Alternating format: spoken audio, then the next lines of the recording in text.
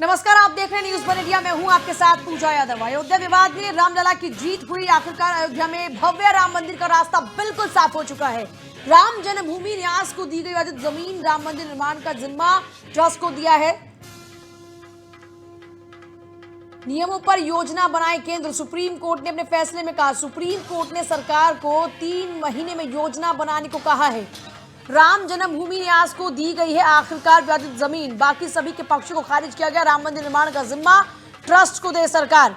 देखिए, सरकार को ट्रस्ट तैयार करनी है 3 महीनों के भीतर और उसके बाद ये ट्रस्ट राम मंदिर निर्माण का पूरा कार्य देखेगा। मंदिर निर्माण के लिए ट्रस्ट बनाने के निर्देश सरकार को दिए गए हैं। केंद्र सरकार को 3 महीने में ट्रस्ट का पूरा कामकाज देखना होगा, ट्रस्ट तैयार करना होगा और उसके बाद उसमें सरकार का हस्तक्षेप खत्म हो जाएगा। फिर ट्रस्ट राम मंदिर निर्माण का कार्य करेगी। अयोध्या में ही मस्जिद भी बनेगी। सुन्नी वक्फ बोर्ड को उसके लिए 5 एकड़ की जमीन मिलेगी। यही है सुप्रीम कोर्ट का सबसे बड़े मामले पर सुप्रीम फैसला। आज तक अनसुलझे अयोध्या विवाद को 40 दिन की सुनवाई में सीजेआई रंजन गोगोई की संवैधानिक पीठ ने सुलझा दिया। 40 दिन बाद जब यह फैसला आया तो हर नागरिक खुश है। हर कोई आज यही मानकर चल रहा है कि जो फैसला आया है वो फैसला स्वीकार्य है और सभी को स्वीकार्य है। पूरे देश भर से लगातार यही भावनाएं लोगों की देखने और सुनने को मिल रही हैं। सुप्रीम कोर्ट के सुप्रीम फैसले पर सभी अपनी सहमति जता रहे हैं और सभी के लिए ये फैसला सम्मानजनक है, स्वीकार्य है। अयोध्या पर सुप्रीम कोर्ट ने ऐतिहासिक फैसला दिया। सुप्रीम कोर्ट के फैसले का सुन्नी वक्फ बोर्ड ने स्वागत किया। सुन्नी वक्फ बोर्ड की ओर से जफर फारूकी का बयान, सुप्रीम कोर्ट के फैसले पर पुनर्विचार याचिका दायर नहीं करेगा बोर्ड। सभी भाईचारे के साथ करें फैसले का सम्मान, जफर फारूकी ये कह रहे हैं। जबकि अभी देखिए, मुस्लिम अपक्ष के वकील जिलानी साहब को ये बात पच नहीं रही थी। वो कह रहे थे कि पिटीशन दायर करेंगे, लेकिन चाहे इकबाल अंसारी हो या फिर अब जफर फारूकी, ये क्लियर किया जा चुका है कि सभी भाईचारे के साथ इस फैसले को स्वीकार करते हैं, स्वागत करते हैं। अयोध्या पर सुप्रीम कोर्ट ने ऐतिहासिक फैसला दिया, जिसके बाद सुप्रीम कोर्ट के फैसले का सुन्नी वक्फ बोर्ड ने स्वागत किया है। सुन्नी वक्फ बोर्ड की ओर से जफर फारूकी ने स्पष्ट कर दिया है कि कोई रिव्यू पिटीशन नहीं डाली जाएगी। सुप्रीम कोर्ट के फैसले पर पुनर्विचार याचिका दायर नहीं करेगा बोर्ड। सभी भाईचारे के साथ करें फैसले का सम्मान।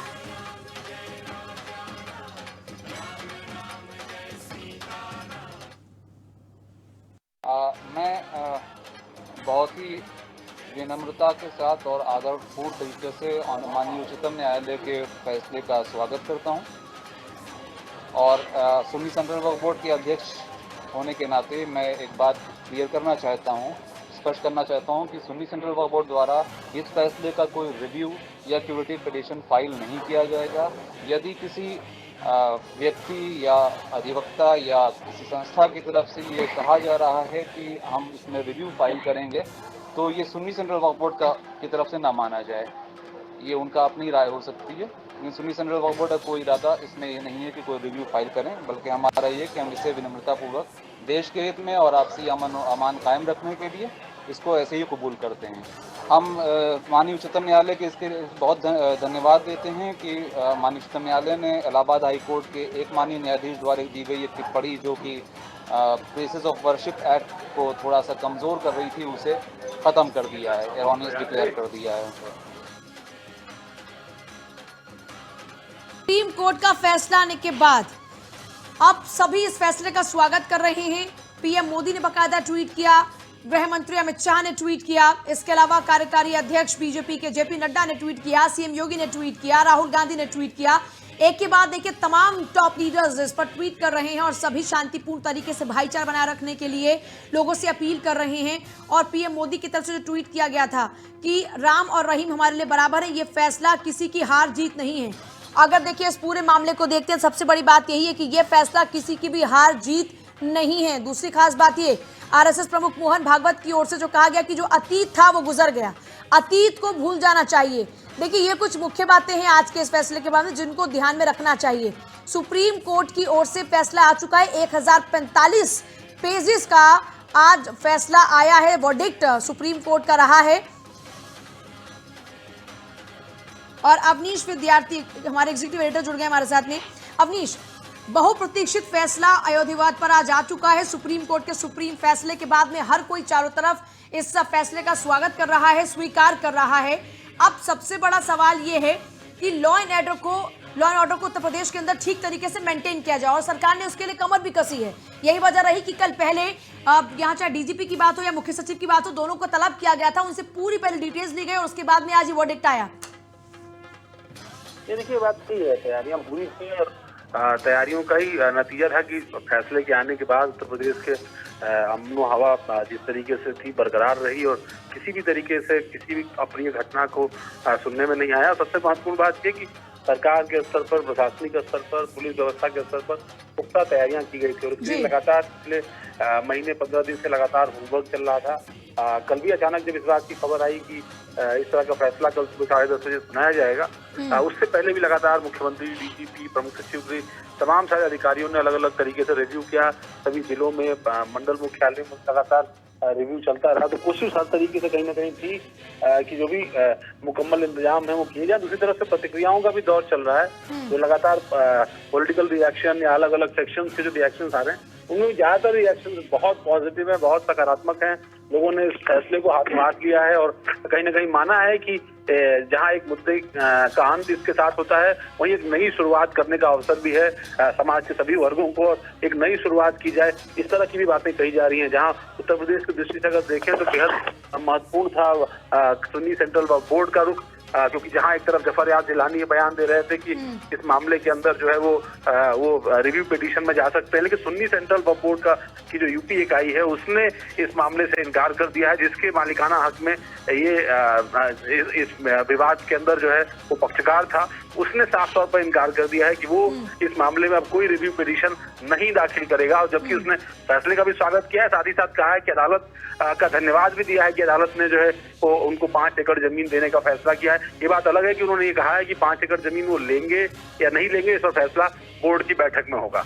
जी, यानी सब कुछ एकदम ठीक ठाक चल रहा है, परफेक्टली। और जैसे कि आपने भी जिक्र किया कि अगर पॉलिटिकल बयानबाजी की बात करते हैं, सभी लोग बहुत हद तक पॉजिटिव नजर आ रहे हैं, सभी का रुख अभी तक सकारात्मक रहा है। अवनीश, अभी तक स्थिति क्या कुछ बनी हुई है? देखिए, लखनऊ क्योंकि इस वक्त केंद्र में है और अभी जाहिर सी बात है एक तरफ केंद्र सरकार रणनीति पर काम करेगी, क्योंकि अब केंद्र सरकार ने 3 महीने के अंदर ट्रस्ट तैयार करना है। ऐसे में योगी सरकार की उसमें क्या कुछ खास भूमिका रहने वाली है?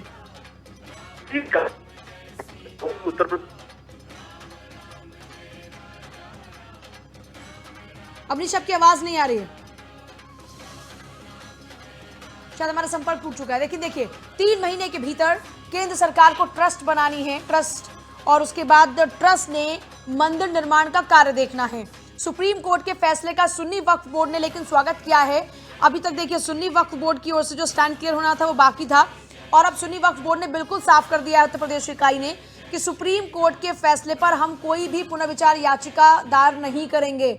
अयोध्या जमीन विवाद पर सुप्रीम कोर्ट का ऐतिहासिक फैसला आ चुका है। चीफ जस्टिस रंजन गोगोई की अगुवाई में 5 जजों की संवैधानिक पीठ ने विवादित जमीन पर रामलला विराजमान का हक माना है। आपको ग्राफिक्स से चलिए बताते हैं कि फैसला किसके पक्ष में आया है। देखिए, फैसले में सुप्रीम कोर्ट ने कहा विवादित जमीन पर रामलला का दावा मान्य है। अयोध्या मामले पर 5 जजों की संवैधानिक पीठ बनाई गई और 5 के 5 जजों ने अपनी सहमति दी इस फैसले पर। पीठ ने विवादित जमीन पर रामलला विराजमान के हक को माना। सुप्रीम कोर्ट ने मंदिर निर्माण की रूपरेखा तैयार करने की जिम्मेदारी दी है केंद्र सरकार को। केंद्र सरकार को 3 महीने में ट्रस्ट बनाने के आदेश दिए हैं। केंद्र सरकार ही ट्रस्ट के सदस्यों का नाम भी निर्धारित करेगा। सुप्रीम कोर्ट ने निर्मोही अखाड़े के दावे को खारिज कर दिया। सुन्नी वक्फ बोर्ड को जमीन देने का आदेश दिया है। 5 एकड़ की जमीन जाएगी सुन्नी वक्फ बोर्ड को। मस्जिद निर्माण के लिए 5 एकड़ वैकल्पिक जमीन देने का आदेश है। वैकल्पिक जमीन को केंद्र और योगी सरकार अयोध्या में ही देगी। राम जन्मभूमि न्यास को भी जमीन का मालिकाना हक नहीं दिया गया।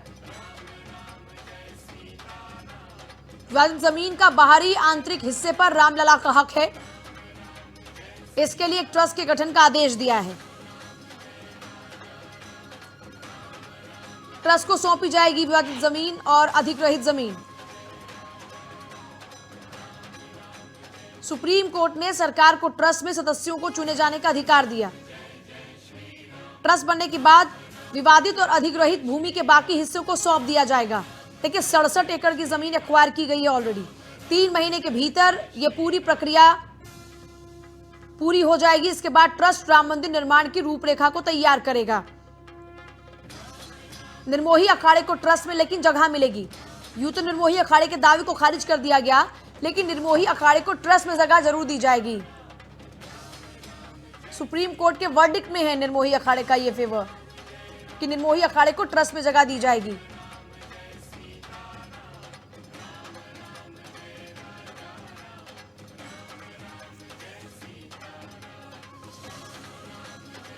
और अब आपको बता दें कि आखिर वो कौन से पॉइंट्स रहे जिससे इस पूरे केस में मजबूती के साथ में दलीलें पेश की गई और रामलला की जीत हुई। मंदिर मस्जिद निर्माण में 400 साल का अंतर मिला। चबूतरा, भंडारा, सीता रसोई से दावे की पुष्टि हुई। 1856 से 57 तक नमाज पढ़ने के सबूत मिले ही नहीं। 18वीं शताब्दी में ये सबूत मिले ही नहीं। बाबरी मस्जिद खाली जमीन पर नहीं बनी। कोर्ट ने इस बात को माना क्योंकि ये एएसआई की रिपोर्ट कहती है, आर्कियोलॉजिकल सर्वे रिपोर्ट ये कहती है, खुदाई में नहीं मिले इस्लामिक ढांचे के सबूत। खुदाई में कलाकृतियां इस्लामिक थी ही नहीं। जो पिलर थे वो ये चीख चीख कर कह रहे थे कि अयोध्या में राम जन्म के दावे पुख्ता हैं और वो मंदिर को और पुख्ता कर रहे थे। मंदिर मस्जिद निर्माण में 400 सालों का फर्क मिला, जिसके बाद यह तय हुआ कि मस्जिद खाली जमीन पर बनी ही नहीं, यानी मंदिर से पहले, मस्जिद से पहले वहां पर मंदिर था और शुरू से लेकर आखिर तक, जब तक मस्जिद नहीं बनी थी वहां तब तक मंदिर था। बाबरी मस्जिद खाली जमीन पर नहीं बना। खुदाई में इस्लामिक ढांचे के सबूत नहीं मिले। ये खुद कोर्ट ने माना और अपने वर्डिक्ट में भी इन बातों का जिक्र किया। देखिए, chief justice Ranjan Gogoi, justice Sharad Arvind Bobde, justice Dhananjaya Yashwant Chandrachud, justice Ashok Bhushan, justice Abdul Nazeer, ये 5 जजों की संवैधानिक पीठ जिन्होंने सुप्रीम कोर्ट में इस पूरे मसले को सुलझाने का काम किया और आखिरकार 5 जजों की सहमति से यह सुप्रीम फैसला सामने आया कि रामलला वहीं विराजमान होंगे। बाबरी मस्जिद खाली जमीन पर नहीं बनी। बाकायदा वर्डिक्ट में इन तमाम पहलुओं का जिक्र हुआ, ये तर्क रहे। 5 जजों ने लिफाफे में बंद फैसले की कॉपी पर दस्तखत किए और उसके बाद जस्टिस गोगोई ने फैसले को पढ़ना शुरू किया।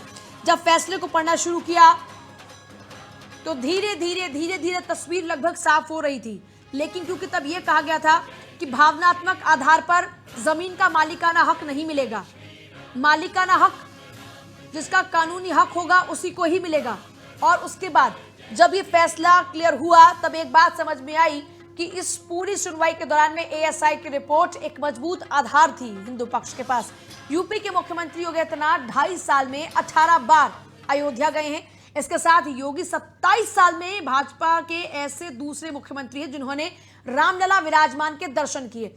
अखिलेश 2012 से 2017 तक मुख्यमंत्री रहे पर रामलला के दर्शन नहीं करने पहुंचे। 1992 में अयोध्या में विवादित ढांचा ढाए जाने के बाद से अब तक बड़े नेताओं ने रामलला विराजमान के दर्शन से दूरी बनाकर रखी। बीते 27 साल में मुलायम सिंह यादव, मायावती, राहुल गांधी, प्रियंका गांधी, अखिलेश यादव भी रामलला नहीं गए। ऐसे इकलौते मुख्यमंत्री योगी आदित्यनाथ हैं जो रामलला के दर्शन करने के लिए पहुंचे। 2.5 साल में 18 बार सीएम योगी ने अयोध्या का दौरा किया। सोचिए, 2.5 साल में 18 बार अयोध्या पहुंचे। और देखिए, ये वो तस्वीरें हैं जब सीएम योगी अपनी सरकार के कार्यकाल में लगातार अयोध्या पहुंच रहे थे। विध्वंस के बाद से लेकर अब तक बड़े नेताओं ने रामलला से लगातार दूरी बना के रखी।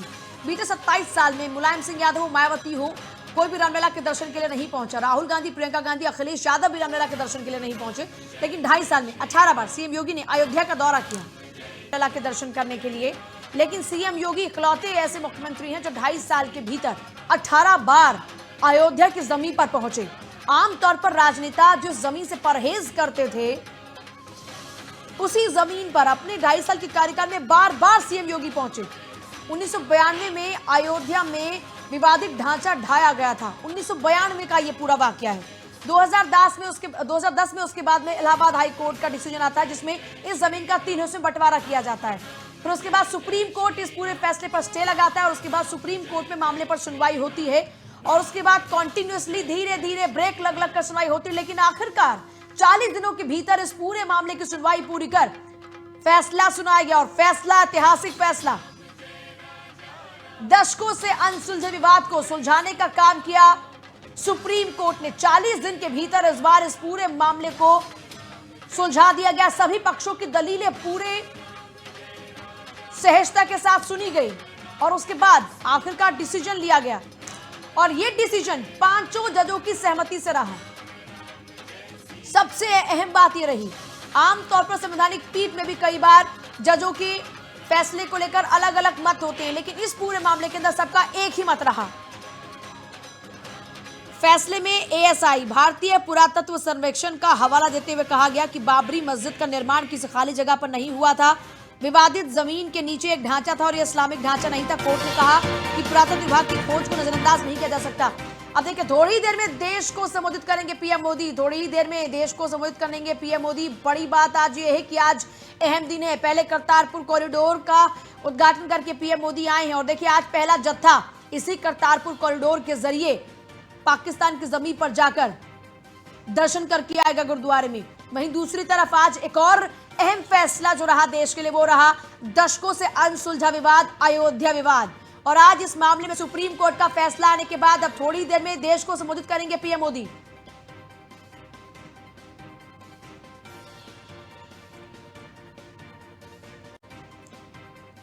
देखिए, बड़ी खबर इस बीच हुई है कि शाम 6 बजे देश को संबोधित करेंगे प्रधानमंत्री मोदी। शाम 6 बजे देश को संबोधित करने जा रहे हैं। आज का दिन बहुत ज्यादा खास है और आज इस बड़े दिन के मौके पर खुद प्रधानमंत्री मोदी भी देश को संबोधन देंगे। देखिए, क्योंकि दशकों से यह मसला आज तक उलझा रहा, लेकिन आज जब यह मसला सुलझ पाया है तो जाहिर सी बात है देश के प्रधानमंत्री का जनता के समक्ष अपनी बात रखने का पूरा हक भी बनता है और जिम्मेदारी भी बनती है। क्योंकि सबसे अच्छी बात यह रही कि बड़ी शांतिपूर्ण तरीके से सभी ने आपसी प्यार सौहार्द के साथ में इस फैसले को स्वीकारा है, इस फैसले का स्वागत किया है। अब शाम 6 बजे देश को संबोधित करेंगे पीएम मोदी। सुबह करतारपुर कॉरिडोर के उद्घाटन के लिए पहुंचे थे और अब शाम 6 बजे देश को संबोधित करेंगे पीएम मोदी। और देखिए, उस दौरान भी सभी से शांतिपूर्ण तरीके से अपना सहयोग देने की अपील की जा रही थी। और अभी भी देखिए, शाम 6 बजे जब देश को संबोधित करेंगे पीएम मोदी तो उनको सुनना बेहद खास रहेगा। तो कुछ देर का और इंतजार रहेगा। प्रधानमंत्री मोदी का संबोधन शाम 6 बजे है और क्योंकि अब चंद मिनट बाकी बचते हैं तो ऐसे में देश को भी इंतजार है कि देश का मुखिया आज अपनी जनता के सामने क्या कुछ बातें रखता है, क्योंकि आज बहुत ही खास दिन है। देखिए, सुप्रीम कोर्ट का सुप्रीम फैसला हिंदू पक्ष के पक्ष में रहा है।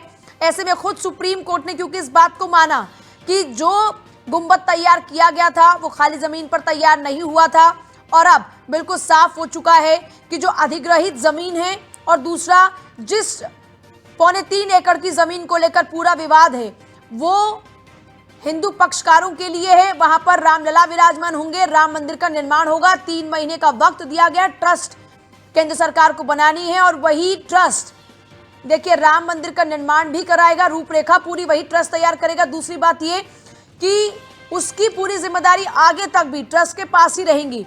शाम 6 बजे फिलहाल देश को संबोधित करेंगे प्रधानमंत्री मोदी। बड़ी खबर है इस वक्त की, आज सुप्रीम कोर्ट के सुप्रीम फैसले के बाद में प्रधानमंत्री मोदी के संबोधन का इंतजार है। इससे पहले प्रधानमंत्री मोदी ने ट्वीट कर सभी से अपील की थी शांति बनाए रखने की, इस फैसले का स्वागत करने की और कहा था कि ये जीत है ना हार है। ये आज एक मुद्दा है जो कब से अनसुलझा था पर आज सुलझा है। अब शाम 6 बजे का इंतजार, प्रधानमंत्री मोदी का संबोधन रहेगा जनता के प्रति। आखिरकार जीत गए रामलला। अब देखिए बिल्कुल तस्वीर साफ हो चुकी है, ऐतिहासिक फैसला आ चुका है, अनसुलझा विवाद अब सुलझ चुका है। 40 दिन की सुनवाई के बाद में साफ हो चुका है, रामलला वहीं विराजमान होंगे। अब आपको 10 पॉइंट में अयोध्या का पूरा अपडेट देते हैं। अयोध्या में विवादित जमीन पर राम मंदिर बनेगा, विवादित जमीन पर ट्रस्ट के जरिए राम मंदिर का निर्माण होगा। 3 महीने के भीतर केंद्र सरकार को ट्रस्ट का गठन करना होगा। 3 महीने की मोहलत अब केंद्र के पास में है। 3 महीने के भीतर ट्रस्ट का गठन होगा, फिर ये ट्रस्ट अयोध्या में राम मंदिर का निर्माण करेगा। अयोध्या में दूसरी जमीन पर मस्जिद बनेगी, 5 एकड़ की जमीन दरअसल मुस्लिम पक्ष को भी दी गई है। मुस्लिम पक्ष के लिए 5 एकड़ की जमीन नमाज अदा करने के लिए दी गई है। केंद्र या फिर यूपी सरकार 5 एकड़ की यह जमीन मुस्लिम पक्षकारों को या मुस्लिम पक्ष को देगा ताकि उस 5 एकड़ की जमीन में वो नमाज अदा कर सके। अयोध्या में ही यह जमीन दी जाएगी। सुप्रीम कोर्ट ने माना हाई कोर्ट के फैसले से स्थायी शांति नहीं, अतीत की गलतियों का सुधार करना जरूरी है। 5 जजों की बेंच ने सर्वसम्मति से सबसे बड़ा फैसला दिया, यानी किसी भी एक जज ने असहमति नहीं जताई फैसले पर। 5 जजों के सर्वसम्मति से यह फैसला, सुप्रीम फैसला आज लिया गया। अयोध्या रामलला के सखा और पक्षकार त्रिलोकीनाथ पांडे ने कहा कि राम जन्मभूमि न्यास भव्य मंदिर का निर्माण शुरू करेगा। त्रिलोकीनाथ पांडे से खास बातचीत की हमारे संवाददाता महेंद्र त्रिपाठी ने। मौजूद है रामलला के सखा के पास जो त्रिलोकीनाथ पांडे जी हैं। आज उनके पक्ष में फैसला आया सर्वोच्च न्यायालय का। मैं उन्हीं से बात करना चाहता हूँ किस तरीके से वो लड़ाई लड़े, आज उनके पक्ष में फैसला आया, क्या कहेंगे? यह लड़ाई हिंदू समाज 492 वर्षों से लड़ रहा है। 1528 से संग्राम शुरू हुआ, जिसका आज पटाक्षेप हुआ है। सुप्रीम कोर्ट ने स्पष्ट कहा है कि ये सारी जमीन रामलला की है और राम जन्मभूमि न्यास इसका कर्ता धर्ता है। सरकार चाहे तो नया न्यास बना सकती है। इस फैसले से हम बहुत प्रसन्न हैं। ये लड़ाई पुरखों ने तो मंदिर के लिए लड़ा था, लेकिन 7 अक्टूबर 84 से भी हिंदू परिषद ने इस लड़ाई को संपूर्ण राष्ट्र के नवनिर्माण के लिए लड़ा। राम जन्मभूमि के आंदोलन से संपूर्ण देश में जागृति आई, संपूर्ण देश संगठित हुआ और आज हिंदू समाज अपने पुनर्गौरव को स्थापित करने के लिए तत्पर है। ये लगता है क्या जो कारसेवक अयोध्या में शहीद हुए, अब उनको सच्ची श्रद्धांजलि देने का समय आ गया है? क्योंकि आप पक्षकार हैं, रामलला के सखा हैं, तो क्या कारसेवकों के जो यहाँ पे जन्मभूमि मंदिर बनेगा राम का, तो मूर्तियाँ तो नहीं लगेगी, मूर्तियाँ लगनी भी नहीं चाहिए, लेकिन हमारा अपना विचार है कि इनको यथावत सम्मान मिलेगा, इनका चित्र लगेगा और इन्हीं शहीदों का नहीं, 1528 से लेकर के आज तक जितने संघर्ष हुए, जितने लोग बलिदान हुए, सबका बलिदान आज चरितार्थ हुआ है, फलितार्थ हुआ है और सबकी आत्मा आज प्रसन्न हुई है।